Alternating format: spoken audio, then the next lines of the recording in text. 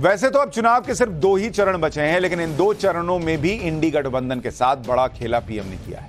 PM Modi को 400 सीटों तक पहुंचाने वाली वो फौज आ गई जिस फौज की काट इंडी गठबंधन के पास नहीं। ये फौज है महिला वोटर्स की। महिला वोटर्स के साथ पीएम मोदी का अलग ही एक इमोशनल कनेक्ट रहा है। आज यही कनेक्ट वाराणसी में पीएम मोदी के एक कार्यक्रम में दिखा, जो कार्यक्रम खास तौर पर नारी शक्ति से संवाद के लिए। पीएम मोदी और इस चुनाव के महिला वोट फैक्टर के कनेक्शन के बारे में आपको विस्तार से बताऊं, लेकिन पहले देखिए कि किस तरह से वाराणसी में आज इस कार्यक्रम में पीएम मोदी की एंट्री हुई और वहां हजारों महिलाएं इकट्ठा थीं। देखिए वहां माहौल कैसा था।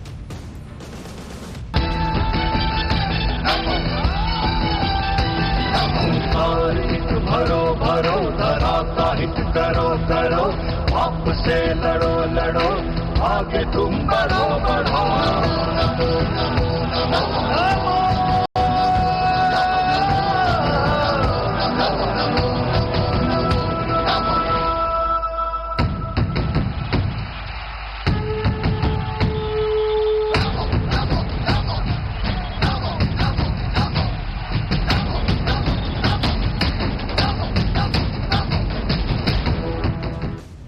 वाराणसी में यह नारी शक्ति संवाद कार्यक्रम खास तौर पर महिलाओं के लिए आयोजित किया गया।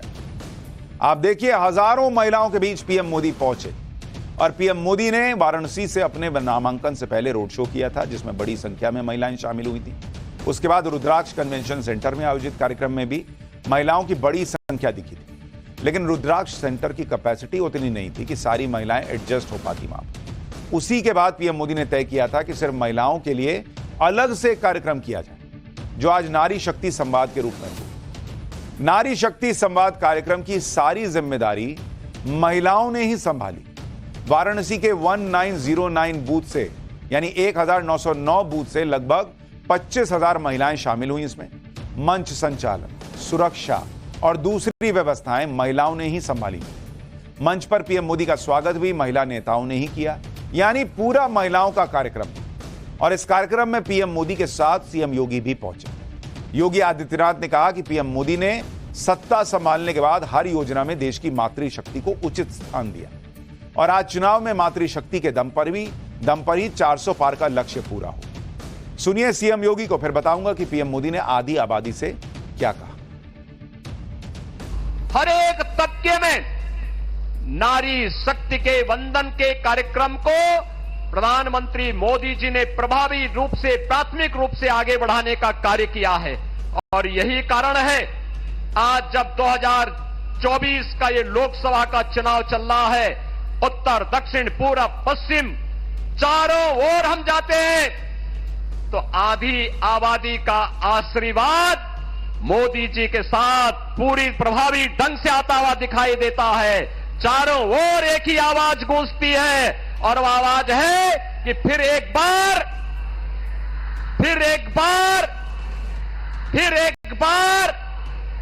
अब की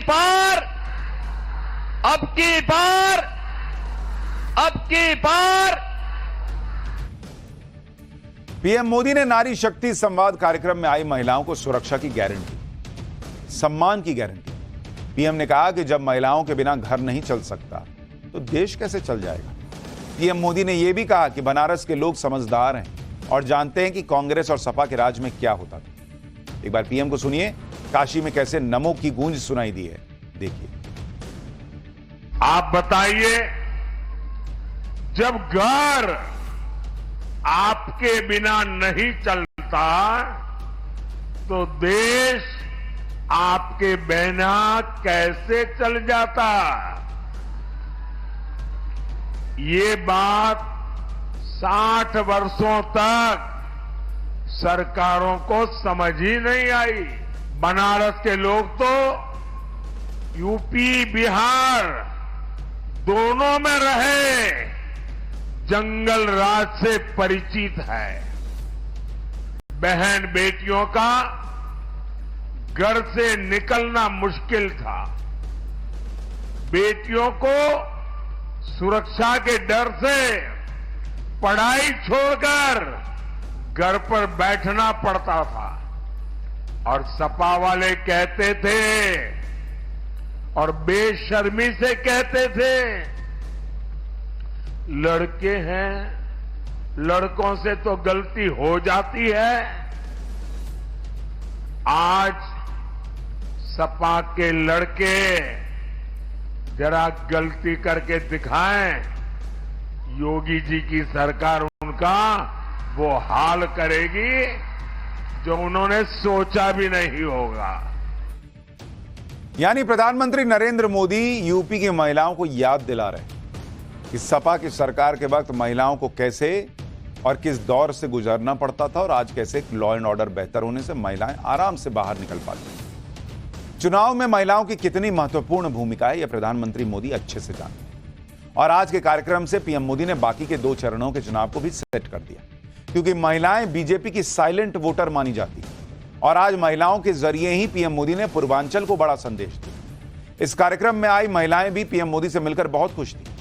सुनिए वहां जो महिलाएं पहुंची थी वो क्या कह रही, फिर कैसे नरेंद्र मोदी के लिए जो महिला वोट बैंक है वो जबरदस्त भर भर के वोट करता है, वो भी दिखाऊं कि जिसके कांग्रेस विरोधी सपा विरोधी, जिसके कांग्रेस विरोधी सपा विरोधी सारे हुए विरोधी हैं। भारत में सबसे प्यारे हमारे प्यारे मोदी हैं। अरे भारत में सबसे प्यारे हमारे प्यारे मोदी हैं। मैं तो कहती हूँ कितनी भी पीढ़ी जन्म ले लेगी तो इतना बड़ा मंदिर नहीं बना पाएगी वो। जो मोदी जी कर दिए ना वो कोई सरकार नहीं कर सकती। पप्पू के फैन नहीं बनना, मोदी के फैन बनना। अरे डिम्पल यादव की मैं बात कर रहा हूँ, प्रियंका गांधी की बात कर रहा हूँ। डिम्पल यादव माता जी चलिए आपके चरण पर पखार लेंगे, पर आप अगर लड़ने आएंगी मोदी जी से तो आपको भी साइड करके हटा देंगे। उनके अंदर यही शक्ति है कि वो अपना परिवार को छोड़कर देश के लिए इतना अपने समर्पित हो गए। क्रेज देखना है तो कोई यहाँ देखे, मैं तो विपक्ष बुलाती हूँ, आओ देखो। अरे कल भी मोदी आज भी मोदी सारे विरोधी घबराएंगे। भारत में फिर से हमारे हाँ मोदी जी ही आए। पीएम मोदी के लिए ये क्रेज ऐसे ही नहीं बना है। महिलाओं के लिए पीएम मोदी ने कितना काम किया और कैसे मोदी सरकार में हर क्षेत्र में महिलाओं की भागीदारी बढ़ी है वो आपको बताऊंगा।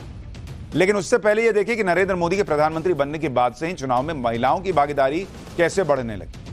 अगर आप देखेंगे कि महिला वोटर्स की जो हिस्सेदारी है वो कैसे बढ़ी, और महिला वोटर की बात करूं, महिला वोटर्स अगर आप देखेंगे 2009 का अगर लोकसभा चुनाव देखेंगे, 2009 के लोकसभा चुनाव में 19 करोड़ महिलाओं ने वोट किया, 19 करोड़।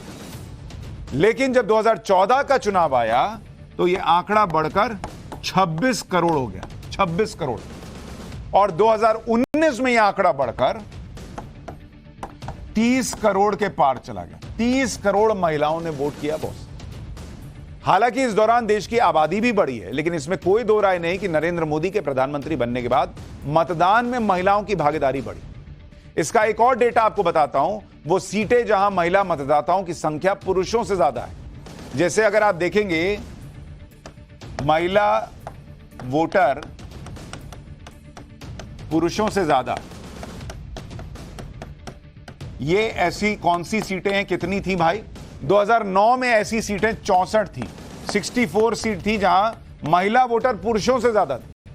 2014 में ये सीटें बढ़कर 97 हुई और 2019 में ऐसी सीटें जहां महिलाओं ने पुरुषों से ज्यादा वोट किया वो बढ़कर 143 हो गई बॉस।